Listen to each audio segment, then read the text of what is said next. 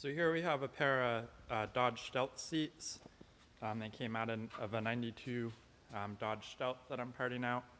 I'm probably going to end up scrapping them because there's not a lot of people around my area that are looking for these things. But just to do a quick video, these are the bolsters. And these seats are actually pretty good as far as the 3000 GT or Stealth with this amount of mileage. A little bit of wear there. It's common for the seam to separate here, so that's problematic. The leather was never really conditioned, it dries out, it starts to stretch. And then we've got some wear here. But on this driver's bolster, it's typical for this to be completely blown out, torn, a big hole. And people will get these cars and they'll post to want to buy a driver's seat in good condition, and you're not really going to find one.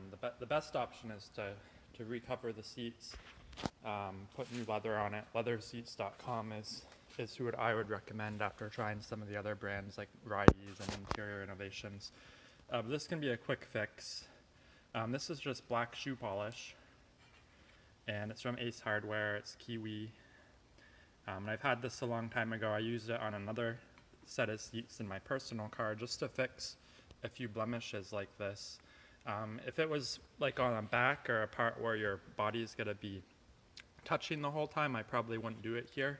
But on the side bolster, once we do it and it dries and we buff it off, it's not going to really transfer on clothes. You're not really going to rub this getting in, but if it was on a spot, you wouldn't want it kind of coming off any of your clothes. So this is just a piece, and I'm just rubbing it over.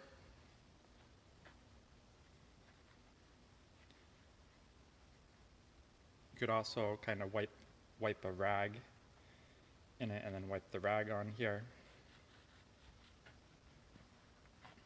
It's like there's a little spot right here as well. Just touch that.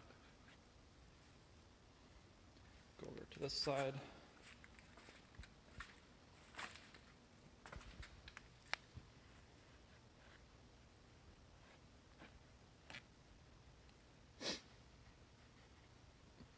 They also make paint products, and I have done that on one that had a torn bolster. I'd used a leather repair kit to fix the tear, and then I used some paint. And it's not perfect, but it looks a hell of a lot better when you open the door.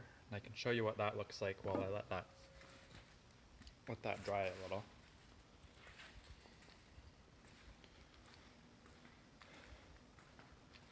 So this 3000 GT has 155,000 miles. I think it was like a one owner car or one driver car, because the other seats served really well, but the driver's seat had some wear. And that's what it looks like from this distance, but you start to look close at it, and it had like a hole here, and I've applied some repair stuff to it, and I painted it, and you can see the paint's kind of cracked a little bit over time.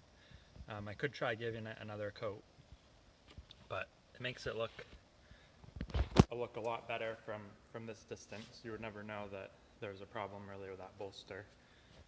Eventually I'll probably do new leather. I've done that in other cars. I'll show you.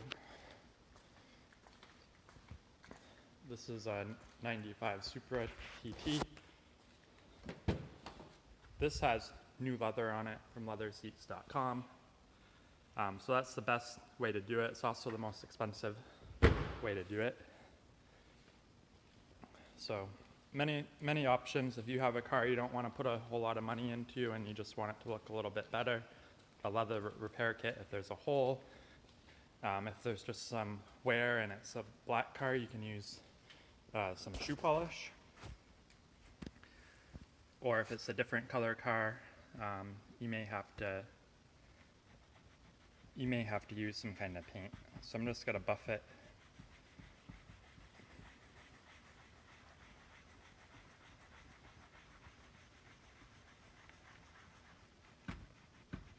Buff it off.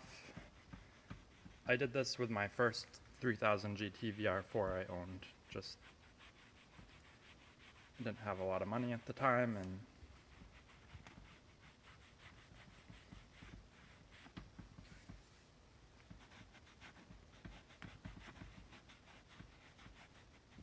oops, sorry, my finger is in the way. Especially when there's areas where the leather's kind of cut a little bit, or not cut, but it's kind of grainy because it's scuffed. The shoe polish is going to stick a little bit better there than it would on kind of a flat surface. It looks like actually there's a little tiny hole starting right there, so it's not perfect. These seats also have 144,000 miles on them.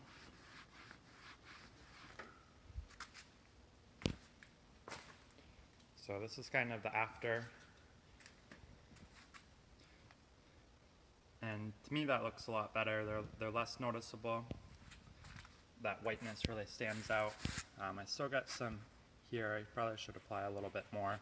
This is on kind of a glossy surface. It wasn't worn as much, so it doesn't seem to want to stick as well there, but I can go over that again real quick.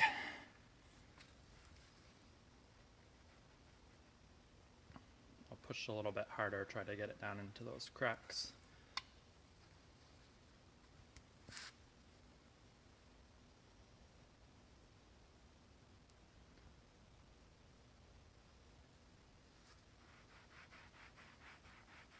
And then just a light buff, and I'm not like really pushing in on this. I'm just going up and down lightly.